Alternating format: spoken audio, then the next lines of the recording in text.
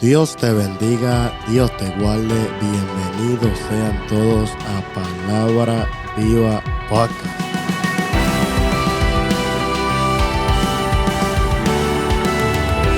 Estamos muy contentos, muy agradecidos con el Señor que nuevamente, una vez más, nos permite reunirnos aquí en Palabra Viva Podcast para compartir Palabra Viva del Señor luego de mucho tiempo. Ha pasado ya bastante tiempo, unos cuantos mesecitos que no hemos grabado Palabra Viva, pero sigue habiendo Palabra Viva, todavía estamos en victoria, gloria al Señor, aleluya. Y lo más importante es que Dios sigue ministrándonos con palabra viva.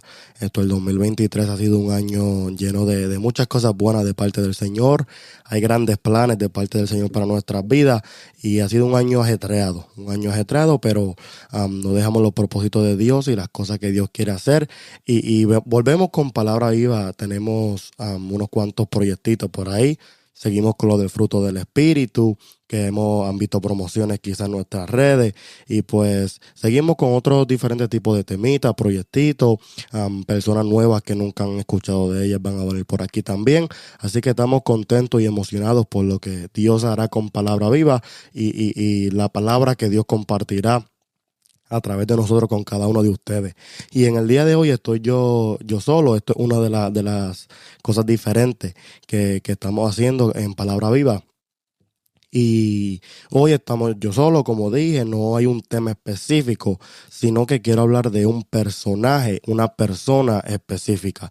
Y estaremos tocando algunos temas de un personaje en vez de un tema central como lo hacíamos antes. Queremos hablar de un personaje y quizás, gloria al Señor, aleluya, vean algunos más de estos, de diferentes personajes. Si usted tiene un personaje favorito o un personaje que quiere que toquemos, que abundemos, déjenoslo saber y pues estudiaremos si no lo conocemos y aún así pues aprenderemos más de él ustedes y nosotros también. Y en el día de hoy, para ir rápidamente pues a la palabra, un personaje que nos ha cautivado muchísimo desde niños, un personaje que nos ha enseñado muchísimo desde nuestra niñez, y el personaje de hoy que queremos tocar es Jonás, el personaje de Jonás, un personaje que pues desde que somos niños conocemos su historia, desde que somos pequeñitos nos enseñan su historia, nos enseñan qué ocurrió con Jonás, quién fue Jonás, gloria al Señor, aleluya. Y hoy queremos tocar un poco de Jonás, de la historia de Jonás, qué ocurrió con Jonás, detalles interesantes de Jonás, que quizás usted sabe muchísimo, pero pues queremos tocarlo y refrescar quizás la mente en esos detalles de Jonás. Y quizás yo sé que usted va a aprender algo, como yo también aprendí algo mientras profundizaba aún más en lo que fue el personaje y el profeta de Jonás. Amén. Y comenzando con Jonás, pues sabemos que Jonás es el quinto profeta menor en la palabra, y en el cual tiene un libro titulado Jonás, ya pues por el mismo personaje principal del mismo libro. Muchas personas piensan que él mismo fue el escritor de ese libro alrededor de 780 a.C., pero esto es según la creencia judía y el cristianismo temprano. Actualmente pues muchas personas también ponen el libro como anónimo, que no tienen conocimiento claro de quién pues fue el autor del libro de Jonás. Pero sí sabemos que Jonás, su nombre significa paloma, y era hijo de Amitai, y él era de Gat Efer. Pues según la palabra podemos saber y entender que este fue Jonás, y también Jonás era contemporáneo con el profeta Amós, y ellos habitaban al eso de cuando estaba el rey Jeroboam II. Y habitaban entonces Jonás y Amós contemporáneos en el mismo tiempo. Y interesante de Jonás es que es el más conocido de todos los profetas menores. Jonás es el profeta menor que más se escucha, que más conocemos, quizás por lo del gran pez, pero Jonás es el más conocido de todos los profetas menores. Y lo interesante de Jonás es que, a diferencia de todos los otros profetas, de todos los libros, de todos los otros profetas, el libro de Jonás no trata en sí de una profecía, sino de la historia del profeta.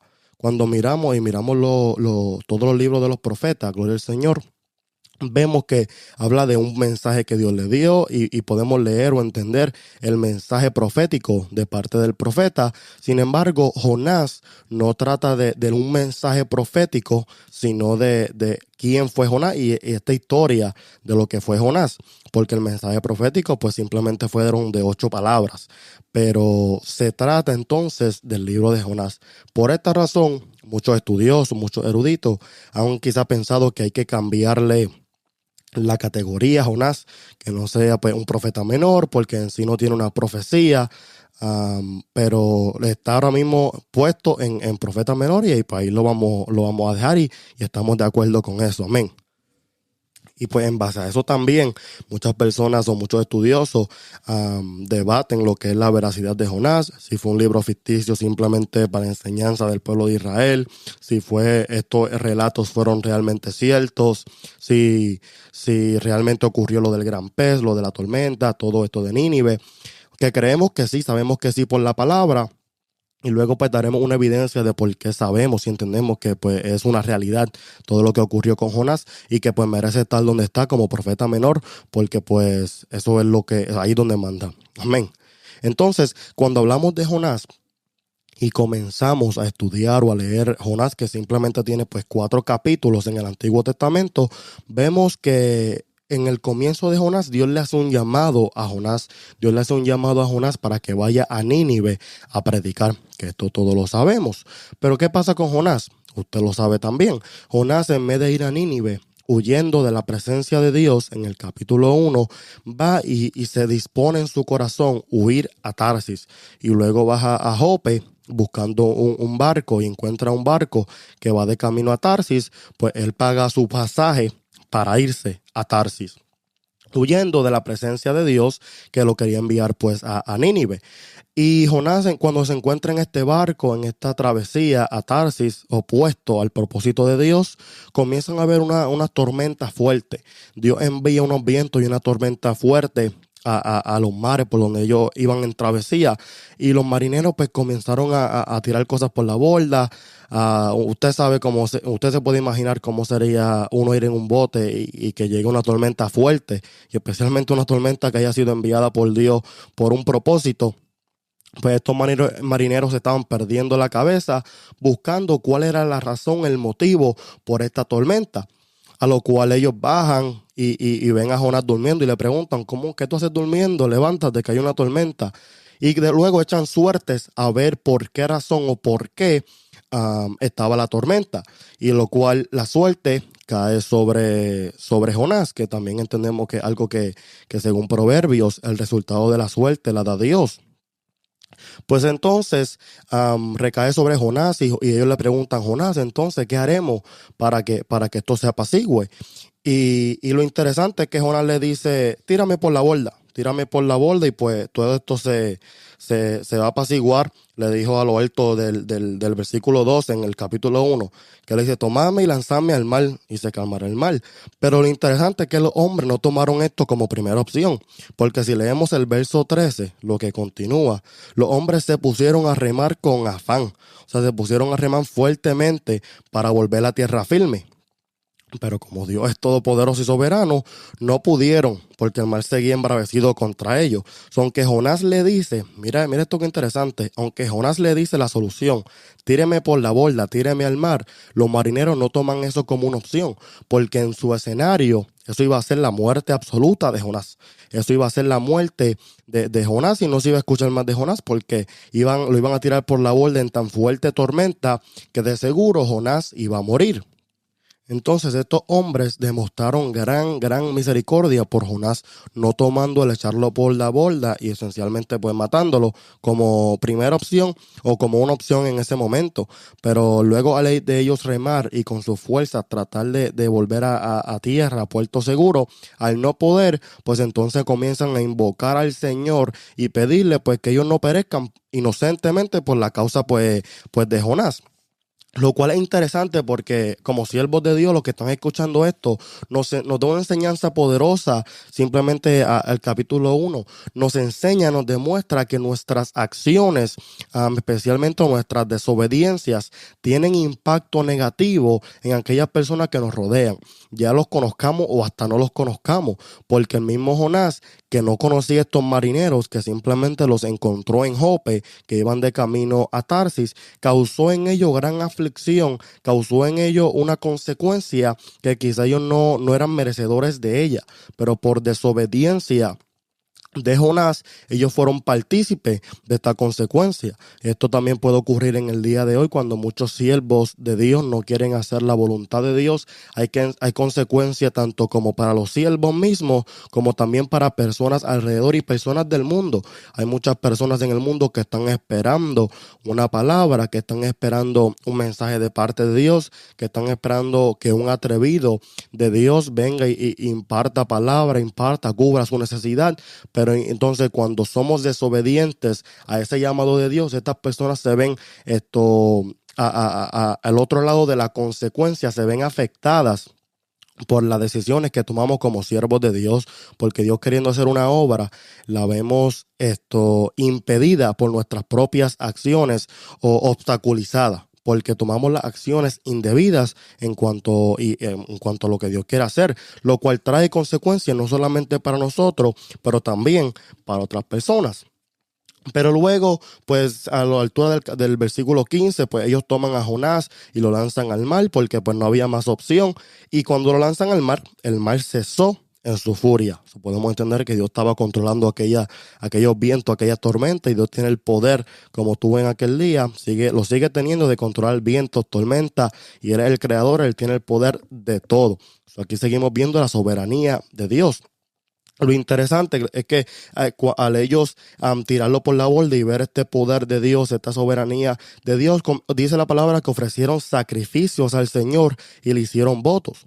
A pesar, gloria al Señor, aleluya, de recibir la consecuencia, al final del día también fue beneficiario para ellos porque pudieron conocer al verdadero Dios, al Creador, y pudieron entender que hay un Dios soberano y le terminaron haciendo sacrificio y voto. Y luego comenzamos entonces el verso 2, cerramos el capítulo 1 y comenzamos el capítulo 2 con el gran pez, lo más conocido de Jonás. Lo que más se conoce de Jonás es que en el verso 17 del capítulo 1 se dice que el Señor dispuso un gran pez que se tragara a Jonás, y Jonás estuvo en el vientre del pez 3 días y 3 noches. Gloria al Señor. Y aquí quiero volver a lo que era la veracidad de Jonás, porque en el principio pues había muchos eruditos o personas que debaten la veracidad de Jonás, ya sea por tanto soberanía, quizá por tantos efectos de la tormenta, el pez, todo esto, pero sabemos o entendemos, gloria al Señor, aleluya, que es cierto, que es veraz, porque no solamente se queda en Jonás. Y sí, aquí queríamos volver a la veracidad de Jonás, porque como habíamos dicho al principio, muchos eruditos pues debaten o dicen que por sus efectos del pez, de la tormenta y todo esto, y no tanto mensaje profético, pues puede ser algo ficticio de enseñanza solamente. Pero entendemos que no, y yo dije que tiene una evidencia de por qué no, porque en esta parte del verso 17 del capítulo 1 es donde también Cristo se revela en Jonás, y en donde entendemos que Jonás fue cierto, porque cuando viajamos entonces al Nuevo Testamento, el Evangelio de Mateo, capítulo 12, a Mateo 12, 39 al 41, dice: Él respondió y les dijo: la generación mala y adúltera demanda señal, pero señal no le será dada, sino la del profeta Jonás. El verso 40, porque como estuvo Jonás en el vientre del gran pez 3 días y 3 noches, así estará el Hijo del Hombre en el corazón de la tierra 3 días y 3 noches. Entonces vemos que esto es una profecía en sí mismo, el que Jonás haya estado en el vientre del pez 3 días y 3 noches, porque de igual manera que Jonás estuvo en el vientre del pez 3 días y 3 noches, así estuvo nuestro Señor Jesucristo en el corazón de la tierra 3 días y 3 noches cuando murió y luego resucitó por tu vida y por la mía. Esto, al Jesús expresar estas palabras, nos enseña que esto fue una señal y que fue veraz, porque luego lo pudimos ver reflejado en Cristo mismo cuando Él vino, murió y estuvo 3 días y 3 noches en el corazón de la tierra. Pero continuamos. Luego en el capítulo 2 comenzamos a ver una oración de Jonás. Cuando Jonás se encontraba en el vientre de este gran pez que se lo tragó, comenzamos a ver una oración de Jonás, y una oración interesante, porque hay muchas personas, y especialmente cuando estudiamos Jonás y vemos diferentes comentarios de muchas personas o estudiosos, vemos que consideran esta oración como egoísta, una oración particular, porque en toda la oración, a pesar de Jonás haber desobedecido a Dios, de huido de su presencia, no vemos un arrepentimiento de Jonás. Sí le da gracias, pero no hay un arrepentimiento claro, no hay un arrepentimiento de Jonás hacia Dios por el haber desobedecido, por el haber huido. Y muchas personas consideran esta oración como una oración egoísta, consideran esta oración o consideran la actitud de Jonás como una actitud negativa, por utilizar una palabra, y no la mejor actitud en cuanto a la situación, porque a pesar de haber huido, desobedecido a Dios, no hay un arrepentimiento de su parte, no hay un reconocimiento de él, que reconoce que se alejó de Dios, que huyó de Dios, sino que simplemente, pues gracias solamente le da a Dios. Pero lo que sí sabemos es que pues, la oración funcionó, porque el Señor le dio orden al pez y este vomitó a Jonás en tierra firme. El propósito de Dios se iba a cumplir como fuera con la ciudad de Nínive. Y pues entonces comenzamos en el capítulo 3. En el capítulo 3 entonces, cuando el Señor vuelve a hacerle el llamado a Jonás por segunda vez, y le dice por segunda vez porque Dios da oportunidades para que hagamos lo que Él quiere que hagamos, gloria al Señor, aleluya. Y por segunda vez le dice a Jonás: levántate, ve a Nínive, a la gran ciudad, y proclama el mensaje. Le vuelve a hacer el llamado que le hizo en el capítulo 1. Le dice: vete a Nínive, que hay un mensaje para Nínive. Pero esta vez, al contrario del capítulo 1, Jonás se levantó y fue a Nínive, conforme a la palabra del Señor. Jonás ya estaba empezando mejor. Jonás, luego de esta experiencia de la tormenta y un pez, yo creo que hasta todito esto se nos aflojan las tuercas y torcemos el brazo, ¿verdad? Hacer la voluntad del Padre. Yo creo que Dios usó una manera poderosísima de convencer a Jonás, o de hacerle entender a Jonás que el verdadero soberano es Dios, y que la voluntad de Dios es la que se debe y la que se va a hacer pues en nuestras vidas. Luego entonces Jonás comienza a ir para Nínive, y aquí en el versículo 4 es donde Jonás proclama su mensaje profético.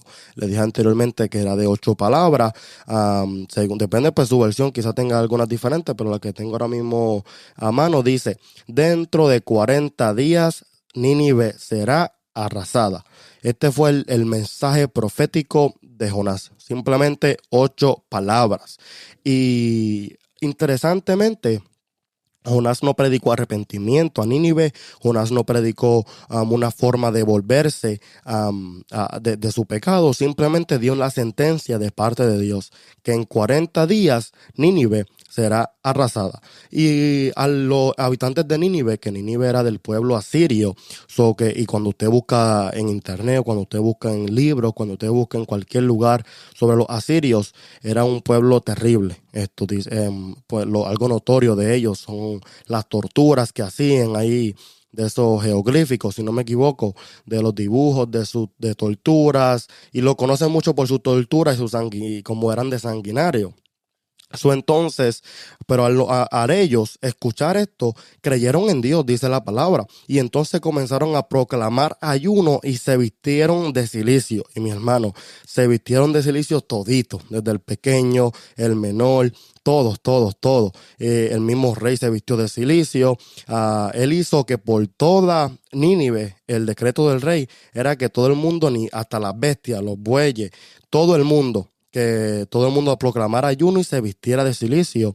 Lo interesante es que al ellos simplemente escuchar sentencia de Dios, tomaron esta acción. ¿Y cómo sabemos que no hubo un mensaje, una profecía de arrepentimiento? Es porque en el verso 9, el mismo rey hablando, hace expresiones interesantes. Él dice, ¿quién sabe? Quizás Dios se vuelva, se arrepienta y aparte el ardor de su ira y no perezcamos. Todas estas acciones que están haciendo de ayuno, de volverse del pecado, del arrepentimiento, de todo esto, es un quizás. Es si acaso Dios se vuelva. Es por si acaso podamos apelar a la misericordia de Dios y hacer que Dios se vuelva de su pecado. Ellos decían, ya está la sentencia, pero si acaso, por si acaso Dios se va a volver, vamos entonces a meternos en ayuno y a arrepentirnos de nuestro pecado. Y pues Dios, al ver sus acciones, que ellos pues se estaban apartando del mal y de todo esto, se arrepintió del mal que él iba a hacer y no le hizo ese daño, no hizo ese mal. Y pues se volvió atrás de la palabra porque esto era un castigo condicional el que le había dado a Nínive. Porque a ellos al arrepentirse, el castigo de Dios pues no iba a ser efectuado en su vida. Y pues esto fue lo que ocurrió con Nínive. Ellos se arrepintieron, pudieron entender que Dios le hacía un llamado al arrepentimiento, se arrepintieron y pues recibieron ese perdón de parte de Dios. Y esto es hermoso porque esto nos deja saber que Dios tiene un perdón incondicional. Y esto es uno de los temas interesantes pues de este libro, de esta historia de Jonás, porque el perdón de Dios es incondicional. Dios quiere tener misericordia de quien Él quiere. Y si al hombre verdaderamente, no importa cuán malo, cuán sanguinario, cuán mal haya sido en su vida, si el hombre verdaderamente en su corazón dispone a arrepentirse y buscar de Dios, Dios no rechaza un corazón contrito y humillado, y Dios ofrece ese perdón para todo aquel que verdaderamente lo quiera. Ese perdón siempre está disponible para todo aquel que verdaderamente se arrepienta y desee venir a sus pies o volver a sus pies. Dios siempre tiene los brazos abiertos para recibir a todo aquel que verdaderamente se quiera arrepentir, porque tanto como para Nínive había una sentencia, así mismo para este mundo y para los impíos hay una sentencia de que pronto viene el Salvador, y los que se queden, aquellos que no sean, su nombre no se encuentre escrito en el libro de la vida, van a tener el mismo castigo que tendrá Satanás en aquel lago de fuego, que no fue preparado para el hombre, pero aquel que viva en su vida de impiedad y rechace a nuestro Señor Jesucristo, tristemente, porque es lo más triste del ser humano, tristemente va a parar en aquel lugar. Y entonces entramos en lo que es el capítulo 4. El capítulo 4 yo creo que es el más interesante del libro de Jonás por completo, porque revela, bueno, usted va a ver ahora que entremos en detalle, pero ciertamente este libro revela unos detalles, unas cosas hermosas sobre quién es Dios y algunas características de Jonás que son necesarias notar cuando estudiamos Jonás. Porque el mismo capítulo 4, en el verso 1 comenzando, nos declara que la decisión de Dios de traer misericordia o ejercer su misericordia, su perdón para con Nínive, fue de desagrado a Jonás. A Jonás no le gustó esto en gran manera y lo llevó al enojo. Que Jonás se enojó con Dios por Dios perdonar a este pueblo. Es interesante notar que Jonás tuvo el mejor resultado visible de todos los profetas, con simplemente un mensaje de 8 palabras, y visiblemente el mensaje de Jonás o la labor de Jonás tuvo el mejor resultado de todos los profetas, porque vemos un arrepentimiento real de estas personas en este momento, y vemos cómo estas personas se volvieron y apelaron a Dios, y Dios actuó con ellos y se volvió pues del mal que le había dicho que iba a hacer.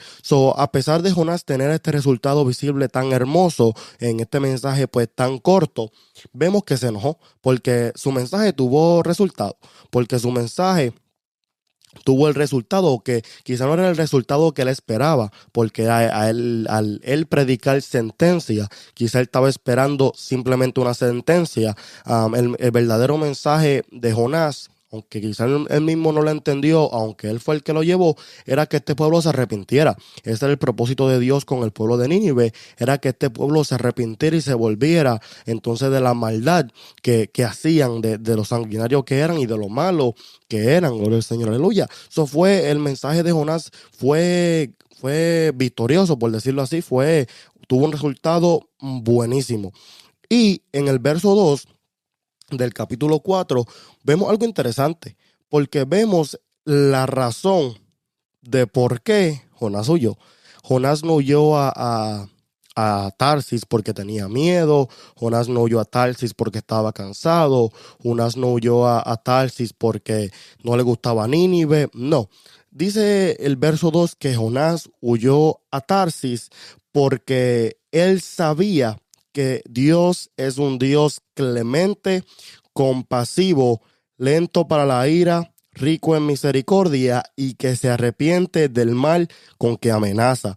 Y esto es algo que cuando yo lo leí, yo dije, wow, Jonás como que tiene unos pantalones demasiado de puesto no es digno de tener puesto, porque sabiendo que Dios es misericordioso, y especialmente cuando consideramos a un profeta de Dios tiene que apelar a la misma misericordia de Dios. Pero Jonás no, Jonás quería el castigo. Y él huyó porque él sabía que Dios era misericordioso y que Dios, si este pueblo se arrepentía, los iba a librar. Y él no quería ver esto. Y Jonás no quería ver un resultado positivo de su mensaje.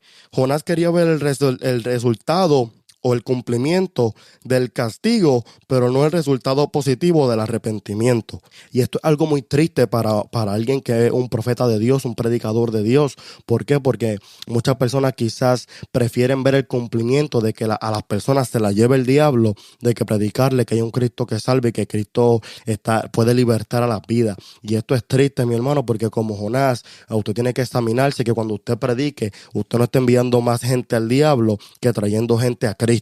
Usted tiene que analizar su mensaje y saber que usted está predicando, pero estamos predicando a Cristo para que el mundo se arrepienta. Con sí la verdad de que el infierno es real y que muchas personas, si no se arrepienten, van a parar allí, pero lo primordial es que Cristo salve y Cristo busque el arrepentimiento de las personas.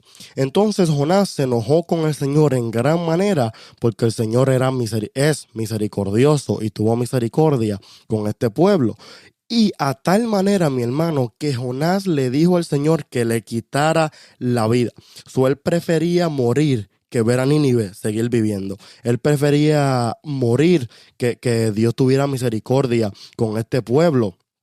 Gloria al Señor. Y esto es verdaderamente triste porque nos revela una actitud de Jonás, una característica de Jonás que no debe estar presente en ningún siervo de Cristo, en ningún predicador de Cristo. Gloria al Señor, aleluya, sino que el objetivo es el opuesto, como ya mencioné anteriormente. Pero luego de esto, Dios es tremendo. Porque luego en el verso 6 en adelante, Dios dispuso que una planta creciera para que le brindara sombra a Jonás, para que Jonás tuviera donde sentarse y tuviera una sombra sobre su cabeza. Por lo cual, yo me imagino que Jonás se alegró, y dice la palabra que Jonás se alegró grandemente por la planta. Pero Dios luego de esto dispuso que al otro día, en la mañana, mandara un gusano que se comiera la planta. Y el gusano fue y se comió la planta en la mañana del otro día y esta planta se secó. Y luego de esto, Dios dispuso que viniera un viento solano, un viento solano sofocante. Y él dice que la palabra que el sol hería la cabeza de Jonás y Jonás desfallecía. Y aquí sí que deseaba con toda su alma morirse, diciendo que mejor era la muerte que la misma vida, porque esta planta se había muerto, porque la planta que Dios le había provisto para que tuviera sombra, Dios mismo la había quitado. Lo que es interesante, porque luego Dios lo confronta, porque esto fue una enseñanza de Dios para Jonás, y luego Dios lo confronta y Dios le dice, ¿tienes acaso razón para enojarte tú por causa de la planta? Y Jonás le responde, tengo razón de enojarme hasta la muerte. Gloria al Señor, aleluya. Y luego el Señor vuelve y le dice, tú te apiadaste de la planta por la que no trabajaste ni hiciste crecer, que nació en una noche y en una noche pereció, y no he de apiadarme yo de Nínive, la gran ciudad en la que hay más de 120,000 personas que no saben distinguir entre su derecha y su izquierda, y también muchos animales. Aquí Dios le da la verdad, y con esto se acaba Jonás. O sea, así Dios nos deja Jonás, con simplemente esta pregunta contendente, esta pregunta tan fuerte hacia Jonás, porque la actitud de Jonás fue que él deseaba más la planta que la salvación de Nínive. Él le dolió más que la planta se muriera que Nínive. Él tuvo más misericordia por la planta que por Nínive. Gloria al Señor, aleluya. Y esto es algo increíble de creer, que él prefería o él tuvo más misericordia por la misma planta que por estas vidas que estaban que iban a perecer. Gloria al Señor, aleluya. Y esto es una característica que muchas veces se hace visible, o se hace, gloria al Señor, aleluya, presente en la iglesia de hoy día. Y no esta magnitud que deseamos la muerte de alguien más, pero muchas veces el cristiano de hoy día se preocupa más por la planta, o sea, se preocupa más por la comodidad de su propia vida, se preocupa más por las comodidades que tiene, porque todo lo que tenga esté bien, que por las vidas en Cristo. O sea, el cristiano se preocupa más por él mismo tener su sombra, por él mismo estar bien, que por las vidas que están afuera sufriendo sin Cristo. Y muchas veces, hermanos, nos convertimos en egoístas, porque nos preocupamos y nos enfocamos en estar bien, en nuestras comodidades, para que estemos todo bien, y si algo le pasa a una de nuestras plantas, por decirle así, nos volvemos también locos como se volvió Jonás, y nos volvemos un 8, como decimos. Pero sin embargo hay muchas vidas en las calles, gloria al Señor, en el mundo, que necesitan salvación, que están esperando que nosotros le prediquemos, y por la cual tenemos que preocuparnos aún más que por nuestra propia planta. Tenemos que tener ese sentir por las vidas del mundo y esa misericordia por el mundo, más que por las mismas plantas. Gloria al Señor, aleluya. Tenemos que tener esto en mente, que siempre, gloria al Señor, aleluya, tenemos que buscar ese arrepentimiento de las vidas más y desearlo más que nuestra propia comodidad. Gloria al Señor, aleluya. Eso es interesante, la historia de Jonás, ya resumida en todo, porque vemos la razón de su vida, vemos que él predicó, que él oró, todas estas cosas, y Jonás nos trae una enseñanza hermosa, pero una enseñanza en la cual tenemos que examinarnos como hijos de Dios, como seguidores de Cristo, y ver o establecer si nos parecemos a Jonás, en qué posición estamos pues de esta historia. Si estamos como Jonás al principio huyendo del propósito de Dios, es tiempo entonces que nos encaminemos a donde Dios quiere, porque si no, Dios envía la tormenta y luego pues nos tienen que tirar por la borda para que volvamos al propósito, porque el propósito de Dios nadie se escapa.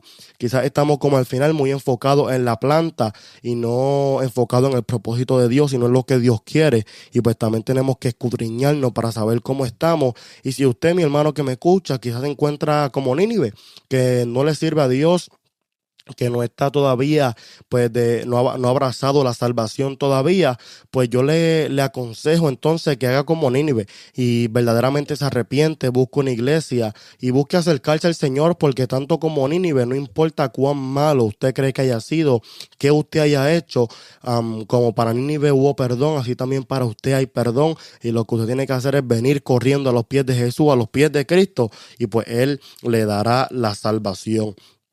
Así que mi hermano, este fue Jonás, esta fue la historia de Jonás, que yo quería traer con ustedes en este día. Simplemente pues resumido un poco con algunos detalles interesantes de Jonás, con algunas enseñanzas de Jonás, para que así meditemos y después usted mismo pueda buscar en su Biblia Jonás y profundizar aún más y encontrar muchos más detalles, porque están llenos de detalles y enseñanzas estas bellas historias del Señor. Así que con estos Jonás es que yo quiero ir dejándole para que usted medite en Jonás, para que usted piense, se escudriñe y piense dónde se encuentra usted. Así que gracias a todos por haber escuchado. Gracias también al equipo de trabajo, a Yamin, que siempre se bota editando estos videos, editando también estos audios, a cada uno de los que pasan por aquí también y hablan palabras. Saludito a todos los que nos escuchan. Seguimos en las redes sociales, en Instagram, Facebook, por todos estos lados, en YouTube, Spotify, Apple Podcast, en todos lados estamos, mi hermano, que usted nos busque, envíenos un comentario, regálenos un like si le gusta esto, comparta para que otros amigos también pues se nutran de esta bella palabra del Señor y así pues toditos podamos ser partícipes y gozarnos de esta palabra. Así que sin más preámbulos vamos a ir cerrando ya este programa. Y quiero que vayan conmigo a Hebreos 4:12, la base bíblica de este programa de Palabra Viva Podcast. Gloria al Señor, aleluya. Así que yo también sé que ustedes se lo van sabiendo, como ya yo me lo aprendí también y amo, gloria al Señor, aleluya, este verso. Y dice: porque la palabra de Dios es viva y eficaz, y más cortante que toda espada de dos filos, y penetra hasta partir el alma y el espíritu, las coyunturas y los tuétanos, y discierne los pensamientos y las intenciones del corazón.